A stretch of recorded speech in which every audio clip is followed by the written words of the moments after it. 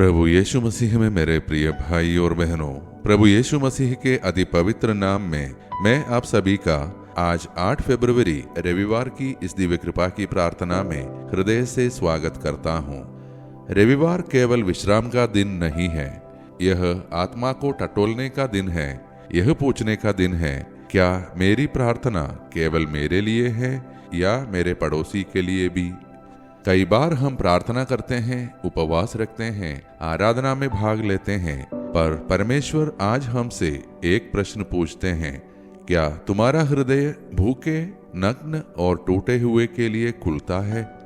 मैं उन सभी का हृदय से धन्यवाद करता हूँ जो प्रतिदिन इस दिव्य कृपा की प्रार्थना में जुड़ते हैं, इससे कृपाएं प्राप्त करते हैं, जो इसे दूसरों के साथ साझा करते हैं और अनजाने में ही दूसरों के जीवन में प्रकाश का कारण बनते हैं।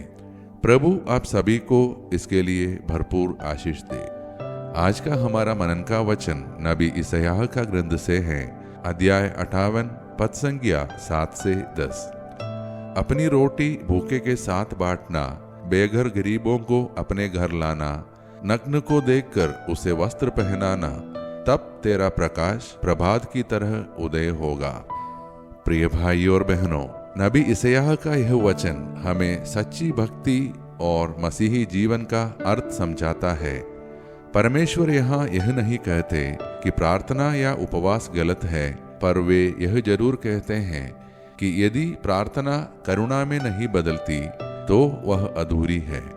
परमेश्वर कहते हैं, जब तुम भूखे को भोजन देते हो, थके हुए को विश्राम देते हो, दबे हुए को उठाते हो, तभी तुम्हारी प्रार्थना स्वर्ग तक पहुंचती है।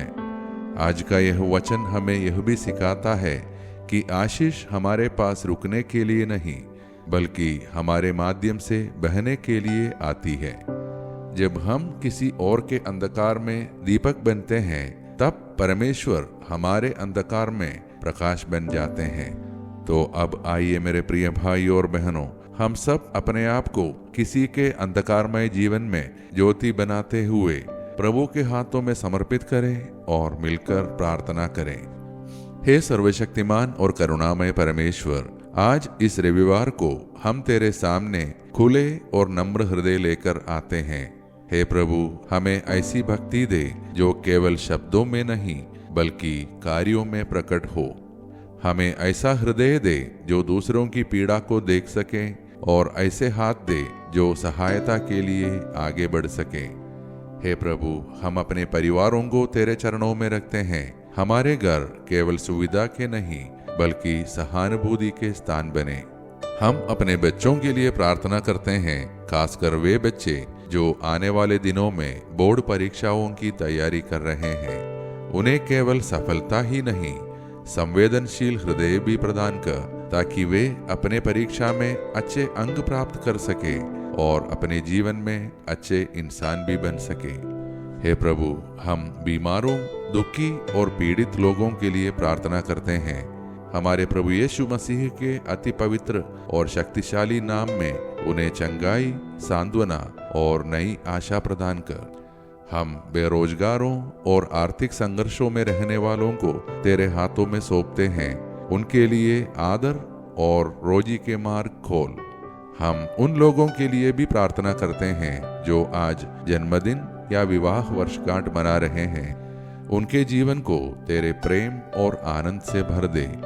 हम उन सभी के लिए प्रार्थना करते हैं जिन्होंने अपने अपने प्रार्थना निवेदन हमें भेजे हैं। यदि उनकी प्रार्थनाएं तेरी इच्छा के अनुसार हो तो उन्हें पूरी कर। हे प्रभु, हम सभी को हर प्रकार के पाप, हर हानि और अचानक व असामान्य मृत्यु से सुरक्षित रख। हम विशेष रूप से हमारे देश और विश्व के शासकों, अधिकारियों और नेताओं के लिए भी प्रार्थना करते हैं। उन्हें ऐसा विवेक दे कि वे गरीब, वंचित और कमजोर वर्ग के लिए न्याय और करुणा के साथ निर्णय ले।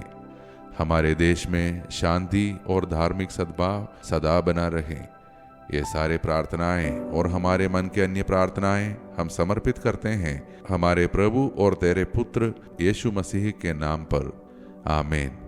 मेरे प्रिय भाइयों और बहनों, यदि आज की यह प्रार्थना आपको यह सिखाए कि सच्ची भक्ति दूसरों के जीवन में प्रकाश बनने से शुरू होती है। तो कृपया इस प्रार्थना को अपने परिवार व मित्रों के साथ शेयर करें, ताकि और भी लोग इस करुणा के संदेश से आशीष पा सकें। हम सब कल की दिव्य कृपा की प्रार्थना में फिर एक साथ मिलेंगे। तब तक प्रभु आपको और आपके परिवार को अपने प्रकाश और शांति में बनाए रखे।